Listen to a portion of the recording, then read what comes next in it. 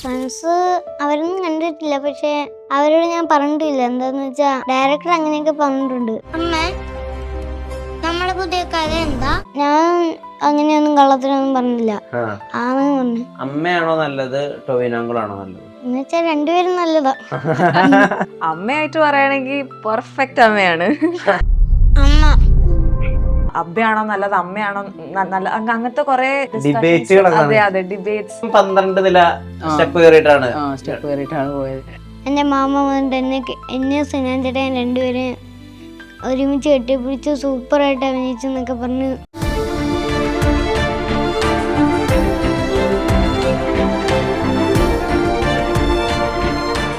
Own your pride. Pride Diamond Collections by Joya Lucas, world's favorite jeweler. ഈ cinema കണ്ടപ്പോൾ KG George cinema ഓർമ്മ വന്നു എന്നാണ് സത്യൻ അന്തിക്കാട് ബാലൻ the ബോയെ പറ്റി പറഞ്ഞ കമന്റ്. ബാലൻ ദ ബോയ് എന്ന സിനിമയിലെ ഏറ്റവും പ്രധാനപ്പെട്ട കഥാപാത്രങ്ങളെ അവതരിപ്പിച്ചവരാണ് ചേരുന്നത്. നമസ്കാരം. ഹായ്. Congratulations on film. ഇപ്പോൾ ഈ സിനിമ ആളുകൾ കണ്ടതിന് ശേഷം ഇന്റർവെല്ലിന്റെ സമയത്തും അല്ലെങ്കിൽ സിനിമ കഴിഞ്ഞിട്ടും ഒക്കെ ആളുകൾ ചർച്ച ചെയ്യുക പരസ്പരം എന്ന് പറയുന്ന ഒരു അവസ്ഥയുണ്ടല്ലോ. സാധാരണ അങ്ങനെ നടക്കണമെങ്കിൽ ഒന്നില്ലെങ്കിൽ അത് ഈ പറഞ്ഞ പുറത്തെ ഒരു യൂണിവേഴ്സൽ സ്റ്റുഡിയോസിന്റെയോ A24ന്റെയോ അല്ലെങ്കിൽ DC മാർവൽ സിനിമയൊക്കെ ഉണ്ടാകുമ്പോഴാണ് ഈ ചർച്ചകൾ ഉണ്ടാവും. ഇവർ ഇന്ന സ്ഥലത്തായിരിക്കും, ഇന്ന യൂണിവേഴ്സ് ആയിരിക്കും എന്നൊക്കെ. പക്ഷെ ബാലൻ കഴിയുമ്പോഴും ആളുകൾ ചർച്ച ചെയ്യുന്നു, അല്ലെങ്കിൽ ഇന്റർവെല്ലിന്റെ സമയത്ത് ആളുകൾ കാര്യങ്ങൾ അങ്ങോട്ടും ഇങ്ങോട്ടും ഡീകോഡ് ചെയ്യുന്നു, ഓരോ സീനിന് ശേഷം ആളുകൾ സംസാരിക്കുന്നു, ഫോണുകൾ ഉപയോഗിക്കുന്നേ ഇല്ല. ഈ രീതിയിലുള്ള ഫീഡ്ബാക്ക് ഒക്കെ മനസ്സിലാക്കാൻ പറ്റുന്നുണ്ടോ? ഞാൻ കുറെ ഫീഡ്ബാക്ക് അങ്ങനെ കേട്ടു. അമ്മ നല്ലതാണോ മോശം, അബ്ബയാണോ നല്ലത് അമ്മയാണോ നല്ല, അങ്ങനത്തെ കുറെ അതെ ഡിബേറ്റ്സ് കുറെ കേട്ടു, വായിച്ചു കുറച്ച്. Very happy. കാരണം ഇതാണല്ലോ നമ്മളൊരു ആക്ടേഴ്സ് അല്ലെങ്കിൽ ഒരു സിനിമ എന്താണ് റിലീസ് ചെയ്യുമ്പോഴുള്ള ആ ഒരു ഇങ്ങനത്തെ ഒരു റെസ്പോൺസ് കിട്ടുക എന്ന് തന്നെ പറഞ്ഞാൽ വലിയൊരു കാര്യമാണ്. അതിശേഷ്, അമ്മയാണോ നല്ലത് ടൊവിനോങ്കളാണോ നല്ലത്? എന്നുവെച്ചാ രണ്ടുപേരും നല്ലതാ. ആരോട് അഭിനയിക്കാനാണ് എളുപ്പം? അമ്മയാണോ എളുപ്പം ടൊവിനോങ്കളാണോ എളുപ്പം? ടൊയങ്ങളായിരുന്നു എളുപ്പം. അതെന്താ ടൊവിനോങ്കളായിട്ട് എത്ര ഫ്രണ്ട്ഷിപ്പ് വരാൻ കാര്യം എന്താ? എന്താന്ന് വെച്ചാ എനിക്ക് മിന്നൽമുറി പടവും ഇത് 2018 ഭയങ്കര ഇഷ്ടമാണ്. ഏറമ്മക്ക് എനിക്ക് ഭയങ്കരമായിട്ട് ഇഷ്ടപ്പെട്ട് ഇങ്ങനെ ഒത്തിരി എനിക്ക് ഇഷ്ടപ്പെട്ട ഒരു നടനായിരുന്നു ടൊവിങ്ങള്. നേരെ കണ്ടപ്പോഴേക്കും ഞാൻ ഞെട്ടിപ്പോയി പെട്ടെന്ന്. ശരിക്കും ബാലനെ പോലെ വലിയ വലിയ കാര്യങ്ങളൊക്കെ അല്ലേ പറയുന്നത്? എന്താ ഇദ്ദേഹത്തില് നിങ്ങൾ തമ്മിൽ ഫ്രണ്ട്ഷിപ്പ് ക്രാക്ക് ആവുമല്ലോ. അതായത് ഇപ്പൊ കുട്ടികളൊന്നുമില്ലല്ലോ, അവര് നമ്മുടെ ഇൻഡിവിജ്വൽ ആയിട്ടല്ലേ കണക്കാക്കുന്നത്. അതിശേഷം എന്താ ഒരു ക്വാളിറ്റി ആയിട്ട് പെട്ടെന്ന് മനസ്സിലായത് എന്താണ്? അവന്റെ മെയിൻ ക്വാളിറ്റി എന്ന് പറഞ്ഞാല് പേഷ്യൻസ്, ക്ഷമയുണ്ട്, ഭയങ്കരമായിട്ടുണ്ട്. ബിക്കോസ് ഒരു സെറ്റിൽ ഒരു കുട്ടിയാകുമ്പോൾ അവരുടെ ലോകം വലിയ ലോകം. അവര് നമ്മൾ ഈ ടെക്നിക്കൽ സാധനങ്ങളും നമ്മൾ അങ്ങനെ നോക്കാത്ത ഒരു ഇതല്ലേ. അപ്പൊ അവർക്ക് അത് നോക്കണ്ട. ഫോർ ദം ലൈക്ക് സീനില് വരുന്ന ആ പ്രസൻസ് അതെങ്ങനെ ഹോൾഡ് ചെയ്യാം, എന്ത് നടന്നാലും ആ പേഷ്യൻസ് കൊണ്ട് ഒരു സാധനം എങ്ങനെ മെയിൻറ്റെയിൻ ചെയ്ത് ആ സീൻ കഴിയുന്നവരെ എങ്ങനെ ഹോൾഡ് ചെയ്യാം എന്നുള്ള കാര്യം it's a big thing for a kid.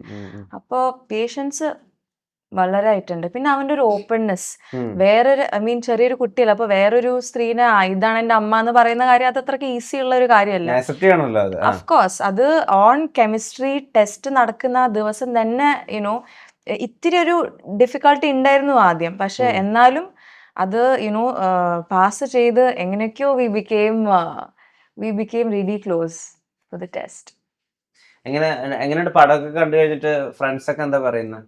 Friends അവരൊന്നും കണ്ടിട്ടില്ല, പക്ഷെ അവരോട് ഞാൻ പറഞ്ഞിട്ടില്ല. എന്താന്ന് വെച്ചാ ഡയറക്ടർ അങ്ങനെയൊക്കെ പറഞ്ഞിട്ടുണ്ട്. അവരെ കാണിക്കരുതെന്നോ? ലാസ്റ്റ് അതിലൊരുത്തൻ വന്നിട്ട് എന്നോട് നീ ബാലിന്ന് ഒരു പടത്തി അഭിനയിച്ചോന്നൊക്കെ ഒരുത്തൻ ചോദിച്ചു. അവനോട് എന്ത് മറുപടി പറഞ്ഞപ്പോ? ഞാൻ അങ്ങനെയൊന്നും കള്ളത്തിനൊന്നും പറഞ്ഞില്ല, ആണെന്ന് പറഞ്ഞു. ഈ ഓൺ ഷൂട്ട് ടൈം നമ്മള് റിവീല് ചെയ്യരുതെന്നുണ്ടായിരുന്നു. നമ്മൾ ഈ സിനിമ ചെയ്യണം, അതാണ് അവൻ പറയുന്നത്. ഇപ്പൊ എന്താ പറയണേ? ഇപ്പൊ റിലീസ് കഴിഞ്ഞിട്ട് ആളുകൾ എന്താ പറയണേ? എല്ലാരും സൂപ്പറാന്നൊക്കെ പറയുന്നുണ്ട്. എന്റെ ടീച്ചറും സാറും എന്റെ മാമനും എല്ലാരും നന്നായിട്ടുണ്ട് അഭിനയിച്ചു എന്നൊക്കെ പറഞ്ഞു. ഞാൻ രണ്ടാമത് പടം കണ്ട് ഇറങ്ങി വന്നപ്പോഴേക്കും എൻ്റെ മാമ വന്നിട്ട് എന്നെ സിനാൻ ചേട്ടൻ രണ്ടുപേരും ഒരുമിച്ച് കെട്ടിപ്പിടിച്ച് സൂപ്പറായിട്ട് അഭിനയിച്ചെന്നൊക്കെ പറഞ്ഞ്. സിനൻ ഇപ്പൊ മുതലേ ഇങ്ങനെ ആക്ടർ ആവണം, സിനിമയിൽ അഭിനയിക്കണം, അത് വേറെ ഒരു രസമുള്ള കാര്യമാണ്, അങ്ങനെ ഫീൽ ആയതെപ്പോഴാ ആദ്യമായിട്ട്? ഞാൻ ചെറുപ്പം മുതലേ സിനിമകൾ തിയേറ്ററിൽ പോയി കുറെ കാണും. അപ്പൊ ചെറുപ്പം മുതലേ അഭിനയിക്കാൻ ആഗ്രഹമുണ്ട്. അപ്പൊ ഞാൻ ഇതുപോലെ ഗണിച്ചേട്ടൻ്റെ ഇൻസ്റ്റാഗ്രാം സ്റ്റോറി കണ്ടപ്പോ കാസ്റ്റിംഗ് നോക്കി കിട്ടി. ഈ 12 നില കയറിപ്പോയി ആകെ അതിപ്പോ ഭയങ്കര ട്രെൻഡിങ് ആണ്. സിനാന്റെ ആക്ടിങ്ങിന് വേണ്ടിയുള്ള പ്രോസസ്സ് അല്ലെങ്കിൽ 12 നില വരെ കയറാൻ സിനാൻ എടുത്ത എഫേർട്ടൊക്കെ ആളുകൾ ചർച്ച ചെയ്യുന്നുണ്ട്. അറിയുന്നുണ്ടോ അതൊക്കെ? അറിയുന്നുണ്ട്. ശരിക്കും 12 നില സ്റ്റെപ്പ് കയറിയിട്ടാണ് പോയത്. അപ്പൊ എന്താ ചോദിച്ചത് അദ്ദേഹം? എന്തിനാ 12 സംഭവം ഒന്ന് വിവരിക്കുക. അത് ഞാൻ താഴത്തെത്തിന്ന് പറഞ്ഞു. ഞാൻ ഫസ്റ്റ് കാണാൻ പോണേ. അപ്പൊ താഴത്തെത്തിന്ന് പറഞ്ഞു. എനിക്ക് സ്ക്രിപ്റ്റ് തന്നുണ്ട് അഭിനയിക്കണത് ചെല്ലുമ്പോ. അപ്പൊ ഞാൻ അവിടെ ചെന്നപ്പോ എനിക്കാണെങ്കിൽ കുറച്ച് സ്ക്രിപ്റ്റ് പഠിച്ചിട്ടില്ല മൊത്തത്തില്, കുറച്ചും കൂടെ പഠിക്കാണ്ട്. അപ്പൊ അത് പഠിച്ച് സ്റ്റെപ്പ് കയറി ചെന്ന് പഠിച്ചോണ്ടാ കയറുന്നത്? ഇല്ല, ഇങ്ങനെ പഠിച്ച് നോക്കി ജസ്റ്റ് പ്രിപ്പറേഷൻ ചെയ്ത് കയറി. അദ്ദേഹം ചോദിച്ചു എന്തിനാ ഇത്രയും പടി കയറി വന്നെന്ന് ചോദിച്ചോ? ചോദിച്ചു ചേട്ടൻ. ഞാൻ സ്റ്റെപ്പ് കയറിക്കൊണ്ടിരിക്കുമ്പോ തന്നെ വിളിച്ച എവിടെ, ഞാൻ പറഞ്ഞത് ഞാൻ സ്റ്റെപ്പ് കയറി ഇപ്പൊ എത്തും. ഇപ്പൊ ഈ ബാലന്റെ ഒരു സ്ലാങ്ങോ മോഡുലേഷനോ ഒന്നും അല്ലല്ലോ സിനാനിലേക്ക് എത്തുമ്പോ ആ ക്യാരക്ടറിന് വരുന്നത്. കംപ്ലീറ്റ്ലി വേറെ സ്ലാങ്, വേറെ ബോഡി ലാംഗ്വേജ്. കാരണം അയാൾ കടന്നു പോയിട്ടുള്ള സിറ്റുവേഷൻ അങ്ങനെയൊക്കെയാണല്ലോ. ടൊവിനോന്റെ ക്യാരക്ടറായിട്ടുള്ള ഫ്രണ്ട്ഷിപ്പിലൊക്കെ വന്നിട്ടുള്ള അപ്പൊ ആള് മൊത്തത്തിൽ മാറിപ്പോയി. അപ്പൊ ഈ സ്ലാങ് തന്നെയാണോ വേണ്ടത്, ഞാൻ ഇങ്ങനെ തന്നെയാണോ ഡയലോഗ് പറയേണ്ടത്, ആ കാര്യങ്ങളൊക്കെ ചോദിച്ചു മനസ്സിലാക്കിയിരുന്നു? ആ കാര്യങ്ങളൊക്കെ പറഞ്ഞു തന്നായിരുന്നു മുമ്പേ.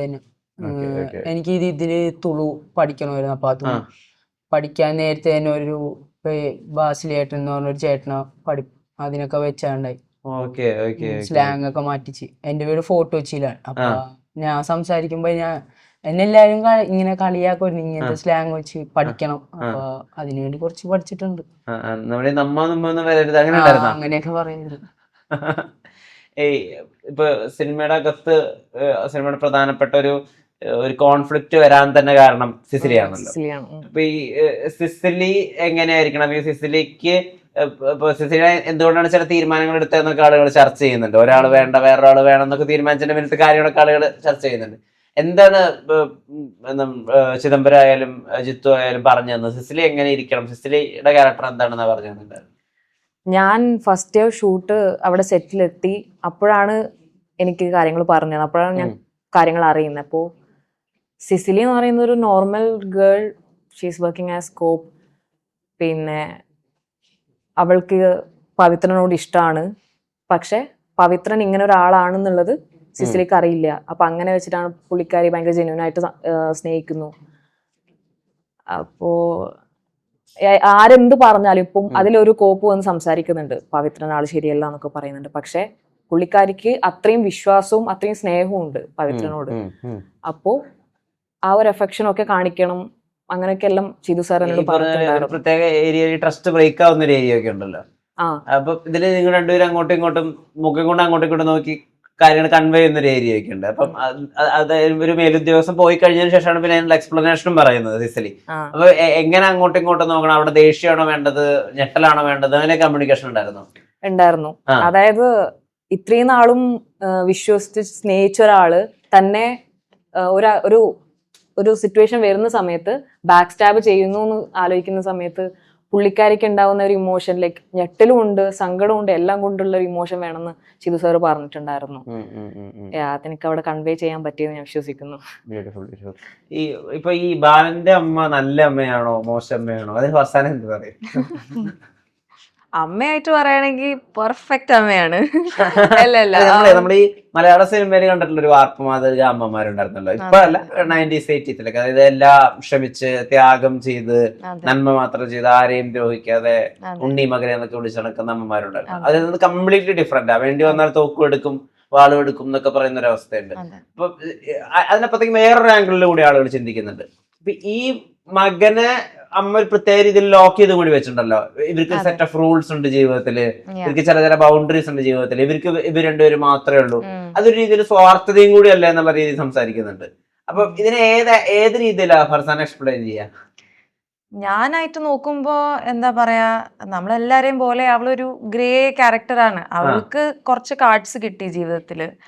ആ കിട്ടിയ കാർഡ്സ് കൊണ്ട് അവള് എങ്ങനെയാണോ അത് ഡീല് ചെയ്യുന്നത് അത്രേ ഉള്ളൂ. പിന്നെ അവൾക്ക് ചെയ്യാൻ പറ്റുന്ന കാര്യങ്ങൾ അവൾ ആക്ച്വലി ചെയ്യുന്നുണ്ട്. അവളുടെ പാസ്റ്റ് കാരണം യുനോ അവളുടെ മെയിൻ എയിം എന്ന് വെച്ചാല് കുട്ടിയുടെ പ്രൊട്ടക്ഷൻ. വേറെ ആരെയും അവൾക്ക് വിശ്വസിക്കാൻ പറ്റുന്നില്ല because of her past or what ever it may be. അപ്പോൾ അത് മാത്രം ഒരു യുനോ സൂംഡ് ഇൻ ഫോക്കസ് ആകുമ്പോൾ പുറത്ത് like she is not able to see it from the outside. പുറത്തുനിന്ന് എങ്ങനെയാണ് അത് മകൻ എങ്ങനെയാണ് എഫക്റ്റ് ചെയ്യുന്നത് അതൊന്നും അവൾക്ക് ചിന്തിക്കാൻ സമയമില്ല. കാരണം സർവൈവൽ ആണ് അവളുടെ മെയിൻ സാധനം. നമ്മൾ സർവൈവ് ചെയ്യുമ്പോൾ ഫുഡും ഷെൽട്ടറും അല്ലാണ്ട് ബാക്കിയുള്ളതും നമുക്ക് നോക്കാൻ പറ്റുന്നില്ലല്ലോ. പിന്നെ അവളുടെ സമയം എടുത്തിട്ട് തന്നെ അവള് മെല്ലെ മെല്ലെ ചെയ്യുന്നുണ്ട്. യുനോ ഐ മീൻ സ്കൂളിൽ അവനെ കയറ്റി എന്ന് വെച്ചാൽ ഷീ നോസ് അവൾക്കത് വേണം. അവന്റെ മകൻ അവളെ പോലെ അല്ലാതെ ഒരു നല്ലൊരു ജീവിതം ജീവിക്കണം എന്നുള്ളൊരു ആ ഒരു ഹോപ്പ് ഉണ്ട്. അപ്പൊ അതിനും അവള് ശരിക്കും ട്രൈ ചെയ്യുന്ന. അതെ. പക്ഷെ എന്നാലും നമ്മൾ പുറത്തുനിന്ന് നോക്കുമ്പോ ആ കൊടുക്കുന്ന ആ സ്നേഹവും ആ പ്രൊട്ടക്ഷനുമാണ് അവനെ ഇത്തിരിയും കൂടി ഒന്ന് സഫക്കേറ്റ് ചെയ്യുന്ന ഒരു സാധനം. അതെ. അത് നമുക്ക് പുറത്തുനിന്ന് മാത്രം നോക്കുമ്പോ മനസ്സിലാൻ പറ്റുള്ളൂ. അവൾക്കത് ആക്ച്വലി അവൾക്കത് അറിയില്ല. അതറിയാത്ത കാരണമാണ് അതങ്ങനെ ആയിപ്പോയത്. ഈ ബാലൻ വലുതായ സീക്വൻസില് ഞാൻ നോക്കുമ്പോ സിനാൻ ഒരു ഷോട്ടിൽ പോലെ അങ്ങനെ ഭയങ്കരമായിട്ട് ചിരിക്കുന്നൊന്നുമില്ല. ഏറ്റവും നന്നായിട്ട് നിറഞ്ഞ ചിരി കാണുന്നത് ഇതിന്റെ എൻഡിലാണ്. ഒരു പ്രത്യേക ഡയലോഗ് നിങ്ങൾ അങ്ങോട്ടും ഇങ്ങോട്ടും പറയാം. അത് പറഞ്ഞു കഴിഞ്ഞാൽ സ്പോയിലർ ആയിപ്പോ. അപ്പൊ അങ്ങോട്ടും ഇങ്ങോട്ടും പറയുന്നതാണ്. അതായത് എവിടെയോ ഈ ക്യാരക്ടറിനും രണ്ടുപേർക്കും ഈ പറഞ്ഞ പോലെ ഇങ്ങനെ ഇപ്പൊ അതിനെ പറയാ, ഇപ്പൊ മാസ്റ്റർ വിജയ് ചെയ്യുന്ന ഒരു രീതിയിൽ എന്തിനാണ് ഇയാൾ കുടിക്കുന്നതെന്ന് ചോദിക്കുമ്പോൾ ഒരാളുടെ അടുത്ത് ഓരോ സിനിമാ കഥ പറയുന്ന ഒരു രീതിയുണ്ട്. അദ്ദേഹം ഓരോരുത്തരുടെയും ജസ്റ്റിഫിക്കേഷൻ ആയിട്ട് ഓരോ സിനിമാ കഥ പറയുക. അതുപോലെ ഈ അമ്മയ്ക്കും അങ്ങനെ എവിടെയോ ഈ മറ്റുള്ളവരുടെ ഐഡന്റിറ്റികളിലോ അല്ലെങ്കിൽ വേറെ കഥകളിലോ ജീവിക്കുന്ന ഒരു ഇഷ്ടമുണ്ട്. അപ്പൊ ഇത് ഇവർക്ക് ഭയങ്കര എൻജോയ്മെന്റ് തരുന്ന ഒരു ഏരിയ ആണ്. അങ്ങനെ എക്സ്പ്ലെയിൻ ചെയ്ത് തന്നിട്ടുണ്ടോ? അങ്ങനെ എക്സ്പ്ലെയിൻ ഒന്നും അങ്ങനെ അത് അവരുടെ ഇഷ്ടം കാരണമല്ല കേട്ടോ അവരത് ചെയ്യുന്നത്. വൃത്തികേട് കൊണ്ടാ, വേറെ ഓപ്ഷൻ ഇല്ല അവർക്ക്. അത് കാരണമാണ് അവർ ചെയ്യുന്നത്. പക്ഷെ she makes it playful for Balan to enjoy it. അല്ലാതെ അവൻ എങ്ങനെയാണോ ഇത് ചെയ്യിപ്പിക്കുക, okay if he's enjoying it, if it's playful for him, എന്നാൽ it will be easy for him to gain that skill. ഒരു കുട്ടിയാകുമ്പോൾ നമ്മൾ ആ രീതിയിൽ എന്താണ് കളിയിലൂടെയാണല്ലോ നമ്മൾ പഠിപ്പിക്കുന്നത്. ഞാൻ അങ്ങനെയാണ് അത് ആക്ച്വലി കണ്ടത്. പക്ഷെ എന്നോട് അങ്ങനെ പറഞ്ഞിട്ടില്ല. ഇപ്പൊ ഈ ക്യാരക്ടറിന് മൊത്തത്തിൽ ഈ പറഞ്ഞ ഒരു അടിമഭാവം ഉണ്ടല്ലോ, പ്രത്യേകിച്ച് ടൊവിനോയുടെ ക്യാരക്ടറിന്റെ ഒക്കെ അടുത്ത്. അതായത് ഇയാൾക്ക് ഇവിടെ നിന്ന് രക്ഷപ്പെടണമെന്നുണ്ട്, എന്നാൽ അയാൾക്ക് മറ്റാളുടെ അടുത്ത് വീട്ടിൽ പോകാനും പറ്റില്ല. അതാണല്ലോ എല്ലാവരും പോയിട്ട് അബ്ബയുടെ കൂടെ അയാൾ മാത്രം നിൽക്കുന്നത്. ഈ അബ്ബയും പവിത്രനും യങ് പവിത്രനും തമ്മിലുള്ള ബന്ധം എങ്ങനെയായിരിക്കണം എന്നാ പറഞ്ഞിട്ടുണ്ടായിരുന്നത്? അങ്ങനെയൊന്നും പറഞ്ഞിട്ടുണ്ടായില്ല. ഇപ്പൊ ടൊവിനായിട്ടുള്ള സീക്വൻസുകൾ ഉണ്ടല്ലോ, ഈ തർക്കമൊക്കെ ഉണ്ടല്ലോ നിങ്ങൾ തമ്മിൽ, എന്തിനാണ് നമ്മൾ ഇത് ചെയ്യണത്, നമുക്ക് ഇവിടെ നിന്ന് രക്ഷപ്പെടണ്ടേ, നമ്മൾ മാത്രമേ ഇവിടെ ഉള്ളൂ. ഈ തർക്കത്തിനൊക്കെ മുമ്പ് ഒരു ഇംപ്രൂവൈസേഷൻ അങ്ങോട്ടും ഇങ്ങോട്ടും സംസാരമൊക്കെ ഉണ്ടായിരുന്നു. അത് ഇപ്പൊ സ്ക്രിപ്റ്റ് അയച്ചു തരും. അപ്പൊ അത് നോക്കി അഭിനയിക്കുന്നതിന് മുമ്പ് ചിതു സാറ് അടുത്ത് വിളിച്ച് കസേരയിൽ പറഞ്ഞു തരുത് ഇതുപോലെയാണ് ചെയ്യേണ്ടത്. പിന്നെ ചന്തുചേട്ടൻ ഗണിച്ചേട്ടൻ എല്ലാവരും പറഞ്ഞു. ഇപ്പം ആളായിട്ടുള്ള സീക്വൻസിൽ ഒരുപാട് ഇമോഷണൽ കാര്യങ്ങളൊക്കെ ഉണ്ടല്ലോ, നിങ്ങൾ അങ്ങോട്ടും ഇങ്ങോട്ടും ടുവേർഡ്സ് ദ ക്ലൈമാക്സ് ഒക്കെ പറയുന്നത്. അതിനകത്ത് ഭയങ്കര ക്യൂട്ടായിട്ടൊരു ഏരിയയും കൂടി വെച്ചിട്ടുണ്ടല്ലോ. ഈ അബ്ബേനെ അങ്ങനെ മൊത്തത്തിൽ വിട്ടുകൊടുക്കൊന്നുമില്ലല്ലോ അയാള്. അതെനിക്ക് പറയാൻ പറ്റില്ല, സ്പോയിലറായി പോകും. അപ്പം ആ ഒരു ഏരിയ ഒക്കെ പെർഫോം ചെയ്യുമ്പോൾ അതിനൊരു കൈയടക്കം കൂടി വേണമല്ലോ. അത് മൊത്തത്തിൽ സ്പൂൺ ഫീഡ് ചെയ്തിട്ടില്ല പ്രേക്ഷകർക്ക്. ഞാൻ പറയുന്ന സീക്വൻസ് മനസ്സിലായല്ലോ. അതങ്ങനെ തന്നെ ചെയ്യണം, ഇത്രയും റിവീൽ ചെയ്താൽ മതി, അങ്ങനെ പറഞ്ഞു തന്നിട്ടുണ്ടായിരുന്നു അദ്ദേഹം അവിടെ നിന്ന്. അതങ്ങനെ തന്നെ ഷൂട്ട് ചെയ്തേക്കണം. ഓക്കെ. അല്ലാണ്ട് നമ്മൾ കാണുന്ന വേറൊരു വേർഷൻ ഒന്നും ഇല്ല, അത്ര തന്നെ ഉണ്ടായിരുന്നുള്ളൂ അല്ലെ? വേറൊരു വേർഷൻ ഒരു ചെറിയ ഇതും കൂടെ ഉണ്ട്. അത് നമ്മള് പറയണോ പറയണ്ടേന്ന് അത് പറഞ്ഞാൽ it spoil it for the audience actually. കാരണം ഇത് അവര് ചിന്തിച്ച് കണ്ടുപിടിക്കേണ്ട ഒരു സാധനമാണ്. അപ്പൊ I think we should leave it to dum.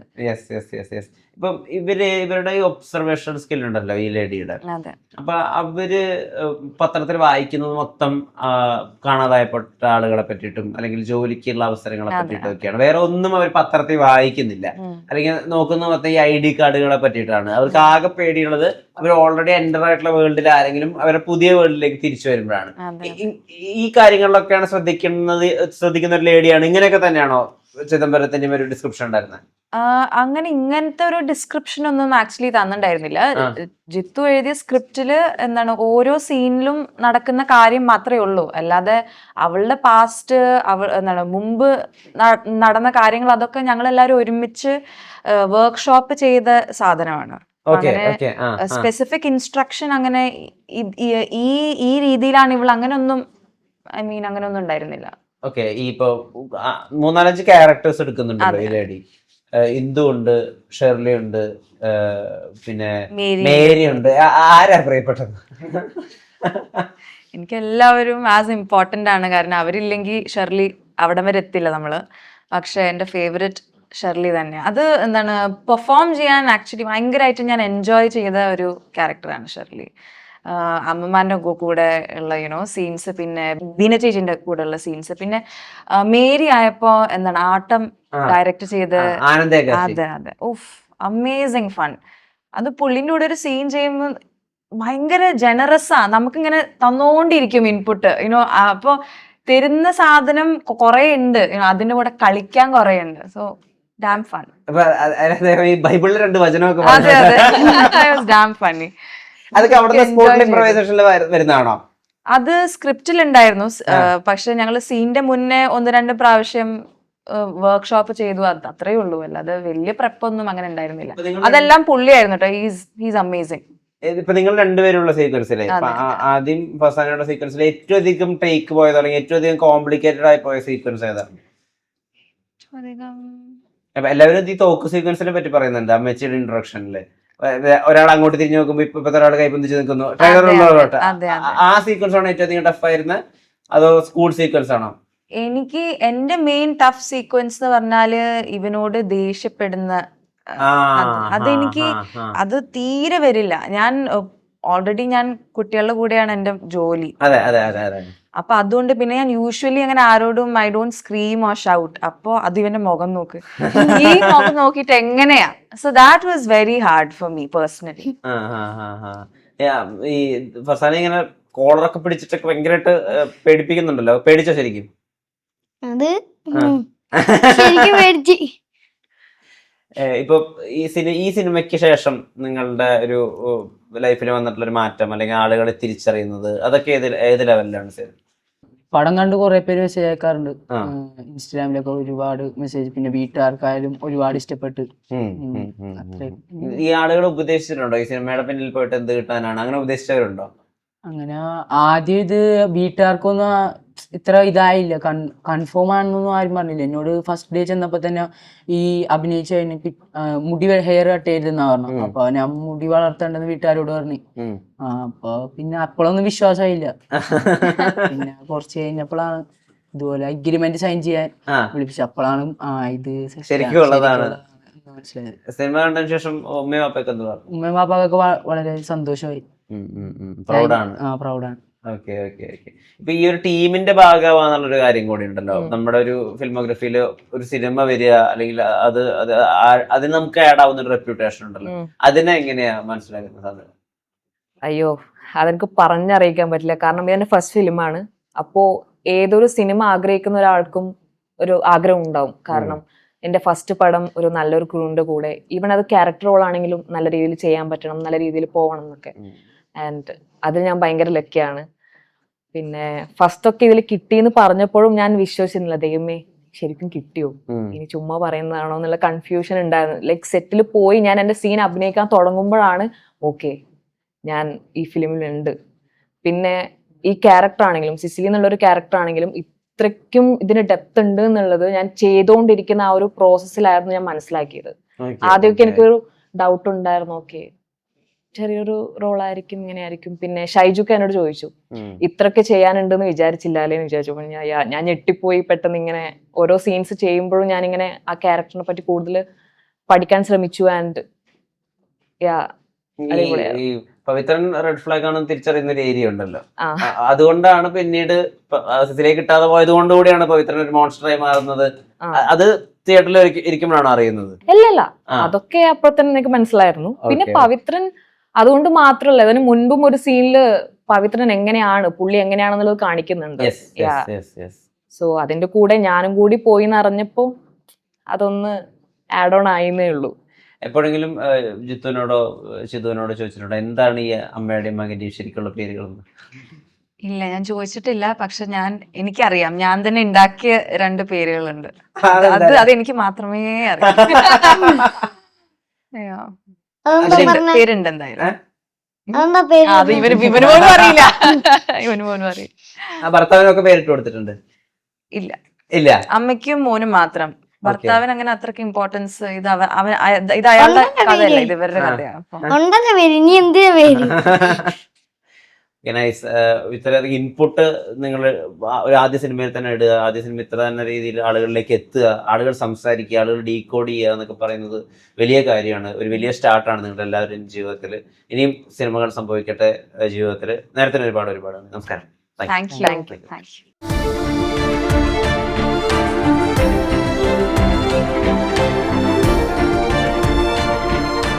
Own your pride. Pride Diamond Collections by Joya Lucas, world's favorite jeweler.